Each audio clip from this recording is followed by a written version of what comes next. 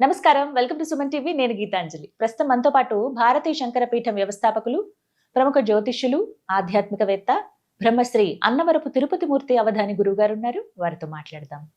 గురుగారు నమస్కారం అండి. ఓం శ్రీ మహాగణాధిపతయే నమః.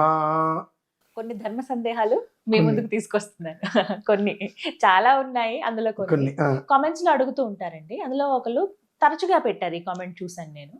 మేము పలానా వాళ్ళ ఇంటికి వెళ్ళామండి. అక్కడ ఈశాన్యంలో చిన్న చెంబులో నీళ్లు వేసి ఒక పుష్పం పెట్టి ఉంచారు. అంటే అక్కడ మేము అడగలేకపోయాం, కానీ అసలు ఎందుకు ఇలా చేస్తున్నారు? అది ఏమన్నా మంచిదా, శుభసూచకమా? మేము కూడా అలా ఏమన్నా ఏర్పాటు చేయొచ్చా? చూసుకుని మాత్రమే పెట్టాలి, ఎందుకంటే కొన్ని కొన్ని నిర్ణయాలు ఎవరో చేశారని మనం చేసేయకూడదు కదా అన్నారు. అసలు ఈశాన్యంలో చిన్న నీళ్ల చెంబు కానీ లేకపోతే చిన్న పాత్రలో నీళ్లు కానీ ఎందుకు ఉంచుతారు? పని పాట లేక. అంతేనా? దానికి ఒక శాస్త్రము, ఒక ప్రమాణము లేవండి. మీరు నన్ను అడిగినట్టుగానే నేను ఒకరిని అడిగా, ఒకరితో చూసి నాకు చచ్చ కోపం అండి. నేను కూడా ఒక 2-3 చోట్ల చూసాను. చచ్చ కోపం అలా పెడితే నాకు ఎందుకు పెట్టారు ఏంటని అడిగా. వాళ్ళకి అర్థం కాలేదు. ఏంటంటే ఆ చెంబులో నీళ్ళు ఆ ఈశాన్యములో ఎందుకు పెట్టారు? వాళ్ళు ఎవరో చెప్పారండి. మీరు ఎందుకు అడిగారా? అడగదండి, పెడితే మంచిదన్నా. ఓకే, పైన కిందకి దూకండి, చాలా మంచిదని నేను చెప్తా. దూకేస్తారా? అంటే ఇక్కడ విషయం ఏంటంటే అమ్మా, ఈశాన్యం అనేటువంటిది వరుణ స్థానం. అంటే నీరు అనేటువంటిది ఎప్పుడు కూడా ఈశాన్యానికే వెళ్ళాలి. అన్నీ కూడా అపార్ట్మెంట్లో ఆ అవకాశాలు ఉండవు. కనుక ఈశాన్యములో మా ఇంట్లో మేము ఈశాన్య చెంబుతో నీళ్ళు ఉన్నాయి అనేటువంటి దాన్ని.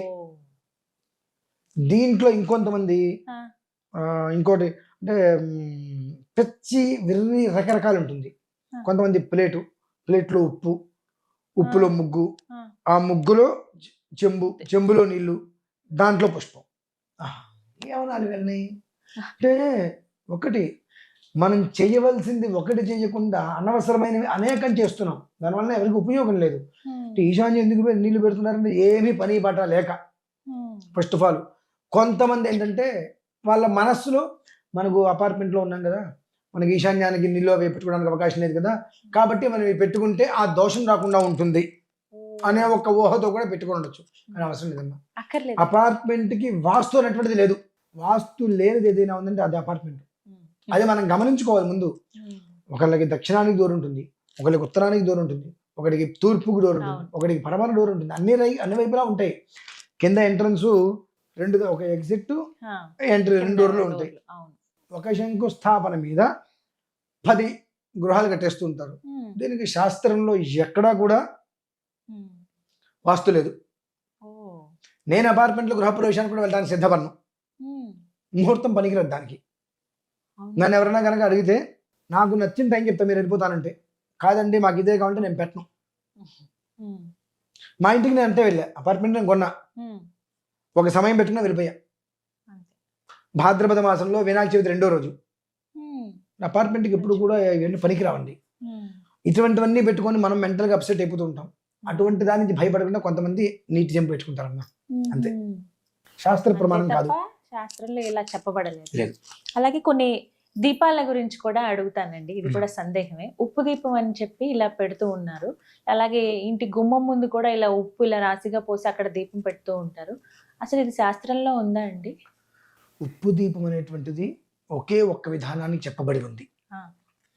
కార్తవీర్యార్జున స్వామి వారికి పెట్టేటువంటిప్పుడు మాత్రమే ఉప్పు దీపం పెట్టమని. అది కూడా ట్రయాంగిల్గా ఉప్పు వేసి అందులో ఓం శ్రీ కార్తవీర్యార్జున జనమః అని చెప్పి 3 వైపులా రాసి, మధ్యలో పురోం అనేటువంటిది రాసి, దాని మీద 2 ప్రమిదలు పెట్టి ఆవ నూనెతో, ఆవు నెయ్యి కదమ్మా, ఆవ నూనెతో పెట్టమనుంది. అక్కడ మినహాయిస్తే ఉప్పు దీపం ఈ రకంగా పెట్టండి అని ఎక్కడా కూడా చెప్పబడలేదు.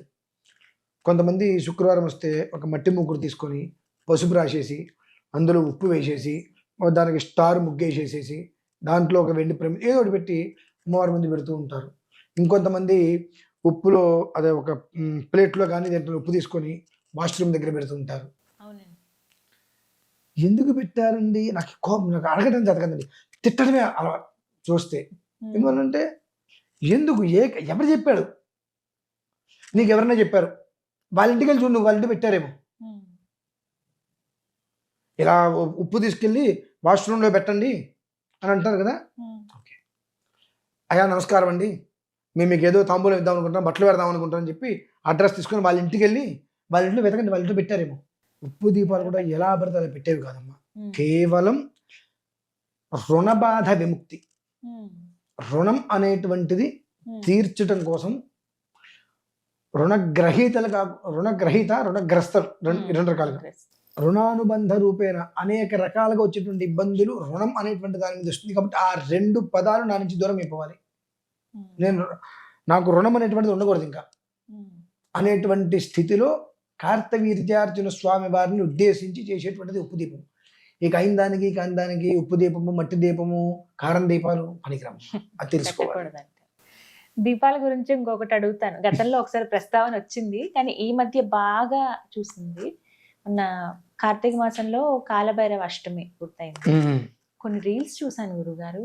మొత్తం దేవాలయం అక్కడ ఉంది, చాలా విశాలమైన దేవాలయం. చుట్టూ కూడా కనీసం అడుగు పెట్టడానికి కూడా ఖాళీ లేకుండా మొత్తం కుష్మాండ దీపాలు. ఎన్ని దీపాలు, సుమారుగా అవి వేలల్లోనే ఉన్నాయి చూస్తే గనక. ఇవి కూడా చూపిస్తాను నేను ఒకసారి వీడియో. ఎంతమంది అంటే అందులో మహిళలు ఉన్నారు, పురుషులు ఉన్నారు, చిన్నపిల్లలతో పెట్టించారు, పెద్దవాళ్ళు అందరూ.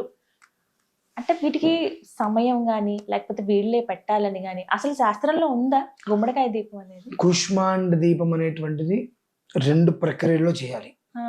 ఒకటి నవరాత్రులలో ప్రథమం శైలపుత్రీ చ, ద్వితీయం బ్రహ్మచారిణి, తృతీయం చంద్రగండేతి, కూష్మాండేతి చతుర్థకం.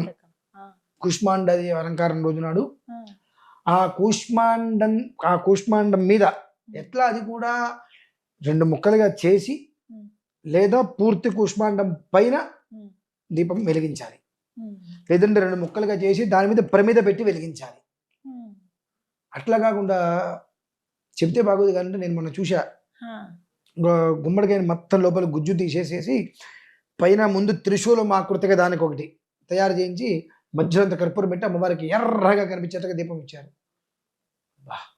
ఇటువంటి వాళ్ళ వల్ల కదా అని అనిపించింది నాకు. అంటే ట్రెండింగ్, కొత్తగా ఏదైనా ఒకటి చేయాలి. చూసేటువంటి వాళ్ళందరూ నేను ఒక ప్రశ్న వేస్తానండి. ఈ కూష్మాండ దీపాలు మీ నాయనమ్మ గారి కాలంలో చూసారా? మీ చిన్నప్పుడు చూసారా? మీ చిన్నప్పుడు చూసారా?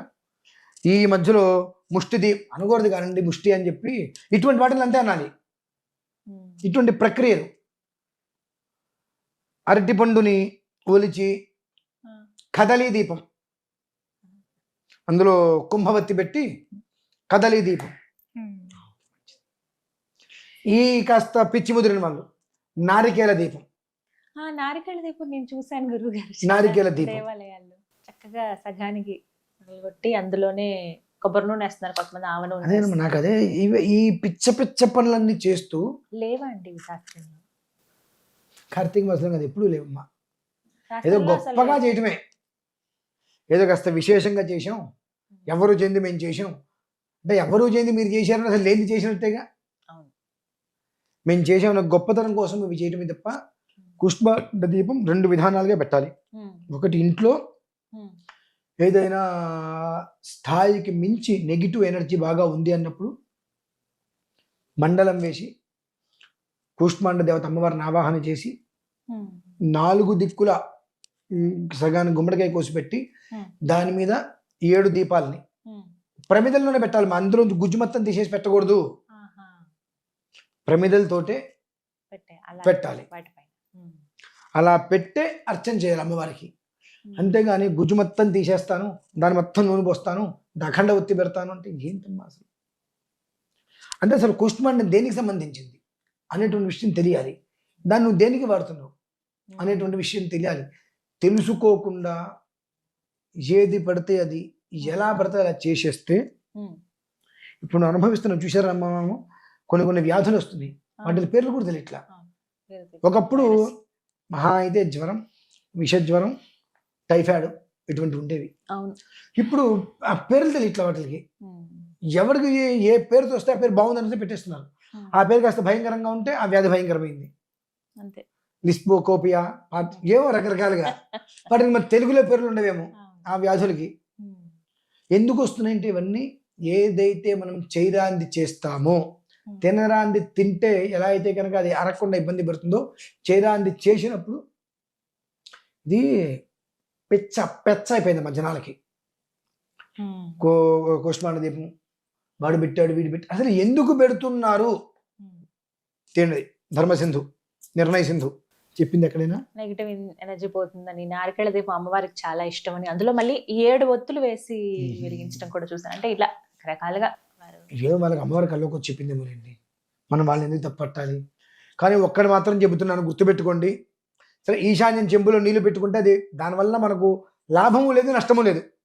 మనకేదో ఇక్కడ భయం ఉంటుంది కాబట్టి భయాన్ని మనం పెట్టుకుంటాం, దాన్ని మనం నేనే మాట్లాడను. అంటే వద్దని చెప్తాను, మాకేదో భయం ఉందంటే ఆ భయాన్ని మనం కాదనిలేం.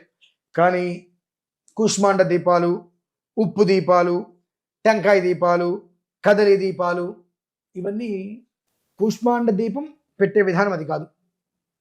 అసలు నారికేల దీపం లేదు, కదలి దీపం లేదు, ఉసిరి దీపం ఉంది, అది కార్తీక మాసంలో పెట్టే విధానం, అది వేరు. మళ్ళీ కుష్మాండ దీపం ఎప్పుడు నవరాత్రులు 4వ రోజు చేసే విధానం వేరు. అది ఇలా కాదమ్మా చేసేది.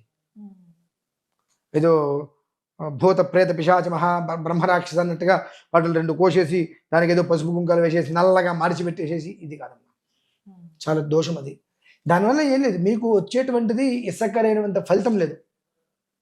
కాబట్టి అటువంటివి చేసి అనర్థాలని కొని తెచ్చుకోవద్దు అనేది నేను గట్టిగా చెప్తానమ్మా. కాదండి మేము చేస్తాము, ఓకే. పెద్దవాళ్ళు ఏమంటారు తెలుసా అండి, చెబితే వినకపోతే చెడితే చూడమంటారు, అంతే. దాన్ని మనం ఇంకా అంతకుమించి వాళ్ళకి చెప్పకూడదండి. అది లేనివి అసలు తీసుకురావద్దు, చెయ్యొద్దు అని అంటారు. అది ఏం లేదు, నీకు ఒకటి కొత్తగా నీ దృష్టికి వచ్చింది అంటే ముందు అసలు ఉందా లేదా, అది ఉందా లేదా అనేటువంటి విషయం ఎంక్వైరీ చేయి. గూగుల్లో కాదు ఎంక్వైరీ చేయాల్సింది, పెద్దల్ని కనుక్కో, విషయ పరిజ్ఞానం వాళ్ళని కనుక్కో. వాళ్ళు చెప్తారు ఇది ఉంది లేదు.